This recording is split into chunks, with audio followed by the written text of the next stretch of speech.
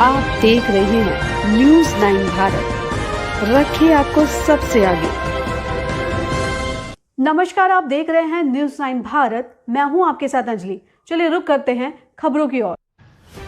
मंत्री श्रम एवं सेवायोजन समन्वय विभाग उत्तर प्रदेश प्रभारी मंत्री अनिल राजभर द्वारा प्रदेश सरकार के सेवा सुरक्षा व सुशासन नीति के 8 वर्ष पूर्ण होने के अवसर पर हरियौद कला केंद्र आजमगढ़ शहीद कुंवर सिंह उद्यान में विभिन्न विभागों द्वारा लगाई गई जनपद स्तरीय प्रदर्शनी के साथ ही सूचना एवं जनसंपर्क विभाग द्वारा लगाई गई प्रदर्शनी का फीता काटकर उद्घाटन किया गया। मंत्री श्रम एवं सेवायोजन समन्वय विभाग उत्तर प्रदेश प्रभारी मंत्री अनिल राजभर द्वारा प्रदेश सरकार की सेवा सुरक्षा व सुशासन नीति के 8 वर्ष पूर्ण होने के अवसर पर हरियौद कला केंद्र आजमगढ़ शहीद कुंवर सिंह उद्यान में विभिन्न विभागों द्वारा लगाई गई जनपद स्तरीय प्रदर्शनी के साथ ही सूचना एवं जनसंपर्क विभाग द्वारा लगाई गई प्रदर्शनी का फीता काटकर उद्घाटन किया गया। तत्पश्चात मंत्री जी द्वारा प्रदर्शनी का अवलोकन भी किया गया। इसके साथ ही मंत्री जी ने खाद्य सुरक्षा विभाग द्वारा लगाए गए मिलेट्स फूड कोर्ट श्री अन्न प्रदर्शनी का भी अवलोकन किया।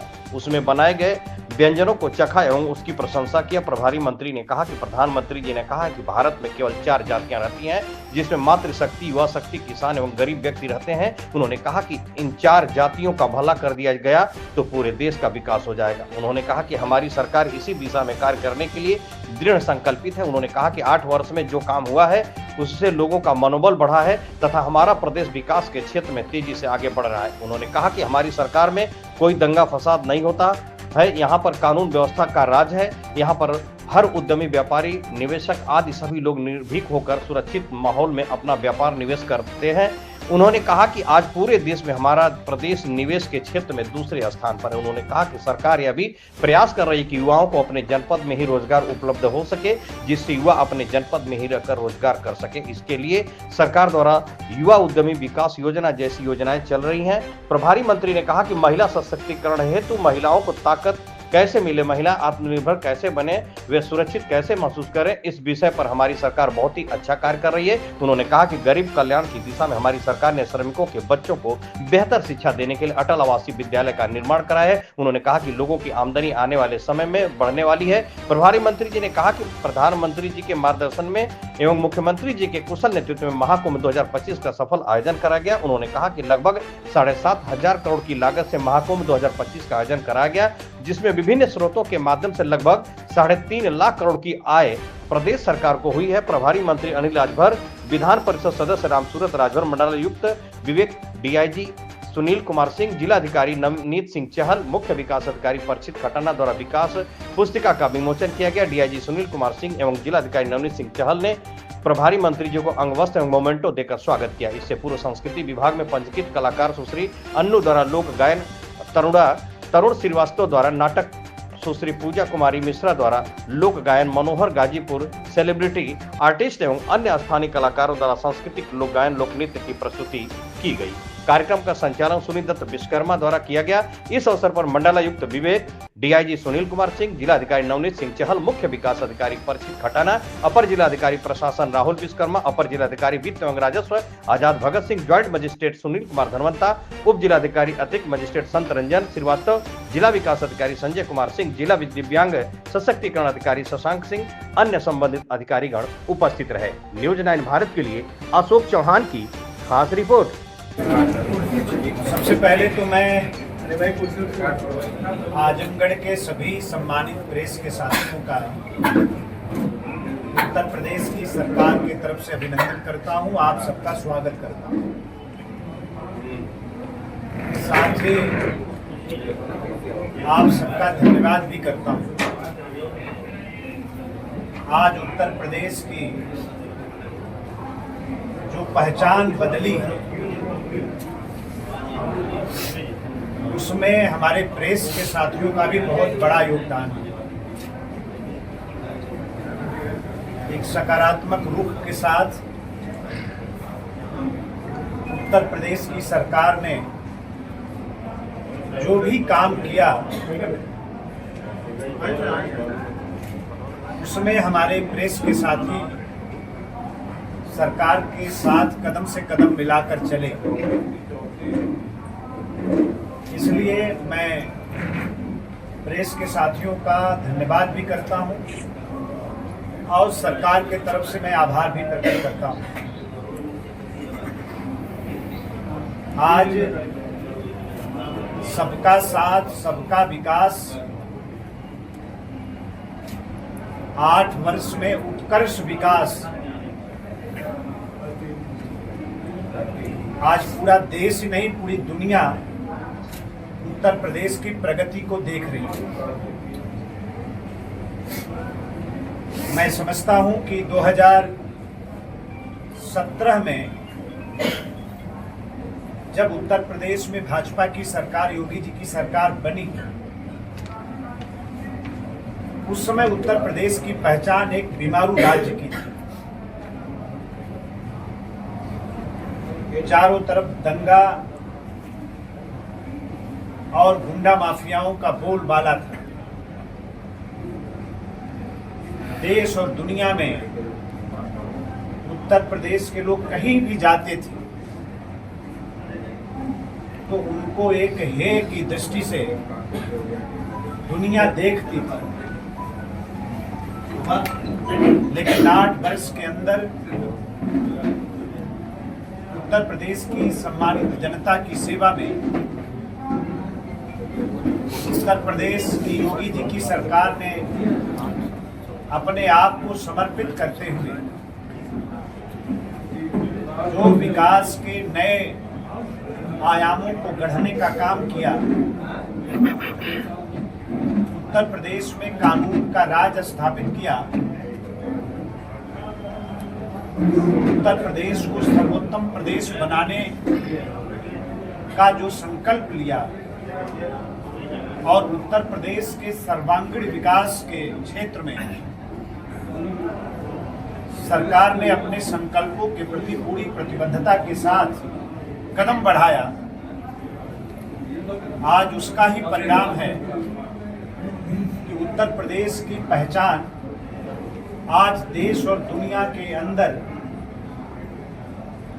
विकास के रास्ते पर आगे बढ़ने वाले प्रदेश की है। ये 3 दिन का कार्यक्रम, आज पहला दिन किसानों को आधार बनाकर सरकार ने पहले दिन का कार्यक्रम रखा है।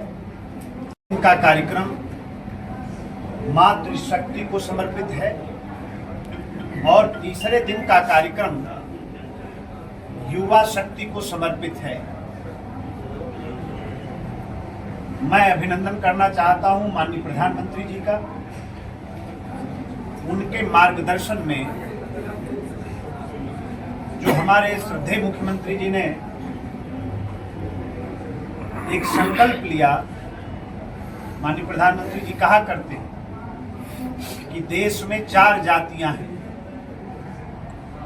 पहला गरीब, दूसरा किसान, तीसरा मातृशक्ति और चौथा युवा शक्ति। तो इन 4 जातियों में जो देश को विभाजित करके योजना बनाकर जो काम माननीय प्रधानमंत्री जी के मार्गदर्शन में हो रहा है, भारत की सरकार ने भी जो फैसले किए, भारत सरकार ने भी जो योजनाएं चलाई, बिना देर किए उत्तर प्रदेश की सरकार ने उसका अनुसरण किया, जिसका हमें भरपूर फायदा मिला। आज विरासत भी और विकास भी, आस्था भी और आर्थिकी भी, संस्कृति भी और समृद्धि भी, ये हमारे प्रमुख सिद्धांत बने हैं, जिसके आधार पर हम तेजी से आगे बढ़ रहे हैं। आज अगर हम निवेश की दृष्टि से चर्चा करें तो उत्तर प्रदेश आज देश में दूसरे स्थान पर है। मेरे पास खुद श्रम विभाग है और हमारा जो फैक्ट्री का सेक्शन है, आप सबको बताते हुए मुझे हर्ष हो रहा है, जब से देश आजाद हुआ तब से लेकर 2017 तक उत्तर प्रदेश में जितने कारखाने पंजीकृत हुए, उससे दुगना से भी ज्यादा हमने पिछले 8 साल में कर कारखानों को पंजीकृत किया है और आज के दिन हमने लक्ष्य निर्धारित किया है कि प्रतिदिन हम 10 नए कारखाने पंजीकृत करेंगे। ये मामूली बात नहीं है। पिछले वर्ष कारखानों के रजिस्ट्रेशन के क्षेत्र में जो भारत सरकार ने आंकड़ा प्रस्तुत किया, हमने महाराष्ट्र को पीछे छोड़कर पहला स्थान हमने उत्तर प्रदेश में पाया है। माननीय प्रधानमंत्री जी के मार्गदर्शन में और हमारे श्रद्धेय मुख्यमंत्री जी के संकल्प के आधार पर विभाग जो काम कर रहा है, अभी भी कुछ दिन बाकी है। मुझे विश्वास है, आप सबको मैं आश्वस्त करना चाहता हूं, आप सबके माध्यम से उत्तर प्रदेश की सभी सम्मानित जनता को भी आश्वस्त करना चाहता हूं कि इस बार फिर हम महाराष्ट्र को छोड़कर देश में प्रथम स्थान लाने जा रहे हैं। ये कितनी बड़ी बात है। जब हम युवा शक्ति की बात करते हैं तो सबसे पहले हमारे सामने रोजगार की बात आती है। तो आप सब जानते हैं, मैं अगर चर्चा करूं तो 2007 से लेकर 2014 के बीच में उत्तर प्रदेश में 74,000 सरकारी नौकरी दी गई और 2012 से लेकर 2017 के बीच में 1,39,000 सरकारी नौकरी दी गई। लेकिन 2017 से लेकर अब तक सरकार बदलने का क्या फायदा है? इसका जीवंत प्रमाण 7.5 लाख सरकारी नौकरी हमने पिछले 8 वर्ष में दिया है और 14 लाख से भी ज्यादा लोगों को हमने निजी क्षेत्र में सेवायोजित करने का काम किया है। 26 लाख बेरोजगार नौजवानों की कैरियर काउंसलिंग हमने किया है और 3.5 करोड़ लोगों को स्वरोजगार से जोड़ने का काम उत्तर प्रदेश की भारतीय जनता पार्टी की सरकार ने, योगी जी की सरकार ने पिछले 8 वर्ष में किया है। हर हाथ को काम के संकल्प के साथ आज उत्तर प्रदेश की सरकार आगे बढ़ रही है। श्रमेव जयते के नारे को आज उत्तर प्रदेश की धरती पर हम चरितार्थ कर रहे हैं। आज हमारा जो अन्नदाता किसान है उसका मनोबल बढ़ा हुआ है और उसका परिणाम ये है कि आज कई क्षेत्र में उत्तर प्रदेश देश में प्रथम स्थान पर है। गरीब का कल्याण हमारी सरकार की प्राथमिकता है। प्रति व्यक्ति आय की दृष्टि से अगर हम बात करें तो 2017 में 52,000 रुपया प्रति व्यक्ति आय उत्तर प्रदेश की थी। आज को खत्म करते हुए अयोध्या जी की धरती पर भगवान श्री राम का भव्य मंदिर भी बनाने का हम काम करें। तो विरासत भी है, विकास भी है। इसलिए समाजवादी पार्टी से कुछ हमें सीखना नहीं है। तो अखिलेश यादव जी तो उनकी पार्टी तो कही रही कि औरंगजेब को महान बताया जा रहा है, बाबर को महान बताया जा रहा है, और हम जो राणा सांगा बता रहे हैं गद्दार बता रहे हैं उनके। इसकी सजा उनको जनता देगी। इस बात की सजा जनता देगी। और देश के जो गद्दार थे, देश को जो लूटने आए, देश से जिन लोगों का कोई लगाव नहीं है, अगर उनके प्रति कोई सहानुभूति दिखाता है, मैं समझता हूं कि ऐसी मानसिकता भारत विरोधी मानसिकता है। ऐसे लोगों को देश से कोई लेना देना नहीं। इसलिए आज जो समाजवादी पार्टी कह रही है, कर रही है, उसकी सजा आने वाले दिनों में उत्तर प्रदेश की सम्मानित जनता देगी। क्या अखिलेश यादव जी जानबूझकर ये बयान अपने नेताओं से भिजवा रहे हैं तुष्टीकरण के लिए? बिल्कुल, तुष्टीकरण की पराकाष्ठा है।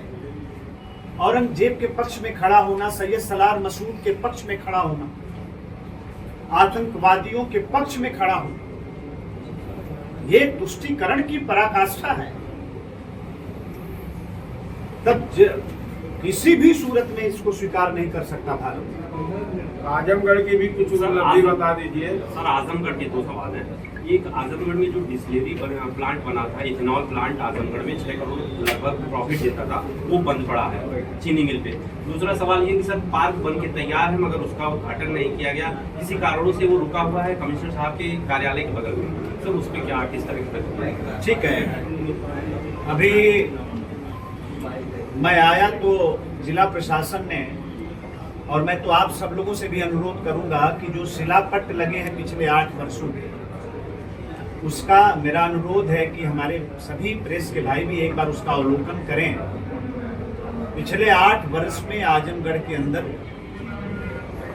6.5 करोड़ से भी ज्यादा धन से विकास किया गया है, विकास की योजनाओं को पूरा किया गया। एथेनॉल की बात आप कह रहे हैं, पहले हमारे पार्टी के जिलाध्यक्ष लालगंज के निवर्तमान जिलाध्यक्ष सूरज श्रीवास्तव जी ने हमसे उसकी चर्चा किया था और मैंने श्रद्धेय मुख्यमंत्री जी के साथ इनकी बातों को शेयर किया। माननीय मुख्यमंत्री जी का कहना है कि बहुत जल्द उसको हम फिर से शुरू कराएंगे और बढ़िया स्वरूप के साथ शुरू कराएंगे। तो उसको शुरू कराने में कि क्या संभावना है, इस पर प्रशासन विचार कर रहा है, हम लोग भी विचार कर रहे हैं। आपने एक पार्क की बात कही, तो आपने इस बात को लाया है ध्यान में, तो हम इसकी चर्चा जरूर जिला प्रशासन से करेंगे। पुरानी जेल की जमीन पर भी एक बीच में उपस्थित आजमगढ़ के सम्मानित मंडलायुक्त श्रीमान विवेक जी, आजमगढ़ रेंज के सम्मानित डीआईजी श्रीमान सुनील कुमार सिंह जी, लोकप्रिय आजमगढ़ के जिलाधिकारी श्रीमान नवनीत सिंह चहल जी, हम सबके बीच में उपस्थित उत्तर प्रदेश विधान सभा की पूर्व सदस्य आदरणीय वंदना जी, भारतीय जनता पार्टी के हमारे निवर्तमान अध्यक्ष द्वय यहाँ उपस्थित हैं, साथ ही सूरज श्रीवास्तव जी, हम सबके नेता आदरणीय प्रेम प्रकाश जी, बगल के मऊ जनपद के हमारे पार्टी के बहुत ही वरिष्ठ नेता, वहां हमारे संगठन के सम्मानित उपाध्यक्ष आदरणीय मुन्ना जी, भारत भीम जनार्दन चौहान जी, यहाँ हमारे प्रमुख प्रतिनिधि मनीष मिश्रा जी, हमारे प्रिय भाई संदीप सिंह सोनू जी, रानू राजभर जी, हरिकेश जी, साथ ही राम सुवारत जी, हमारे बहुत ही प्रिय दिलीप जी, हमारे सीडीओ साहब यहाँ उपस्थित हैं, जिला प्रशासन के तमाम वरिष्ठ अधिकारीगण इस अवसर पर हम लोगों के बीच में विराजमान हैं। मैं सर्वप्रथम जिला प्रशासन आजमगढ़ को बहुत ढेर सारी बधाई देना चाहता हूं। आज बहुत ही अच्छे कार्यक्रमों की यहाँ योजना हुई है और बहुत अच्छे तरीके से हर कार्यक्रम चल रहे हैं। हमारी पार्टी के कई सम्मानित नेतागण, जिनका मैं नाम नहीं ले पा रहा हूं, मैं उनका भी स्वागत करता हूं। हमारे कई कार्यकर्ता साथी भी हैं, मैं उनका भी अभिनंदन करता हूं। और ये सत्र हमारे अन्नदाता किसानों से जुड़ा हुआ है, तो हमारे जितने भी अन्नदाता किसान इस कार्यक्रम में शामिल होकर इसकी गरिमा बढ़ा रहे हैं, मैं हृदय से प्रदेश की सरकार की तरफ से अपने सभी अन्नदाता किसानों का भी मैं अभिनंदन करता हूं। और बहुत अच्छे विचार हमारे किसान प्रतिनिधियों की तरफ से भी स्वागत करता हूं। हमारी माताएं बहनें भी उपस्थित हैं, नौजवान साथी भी इस कार्यक्रम में सहयोग कर रहे हैं। तमाम योजनाओं के हमारे जो लाभार्थी हैं, अभी के लिए फिलहाल इतना ही काफ़ी। बने रहिए हमारे साथ। छोटी से बड़ी खबर जानने के लिए न्यूज़ 9 भारत पर अब चाहूँगी इजाज़त। नमस्कार।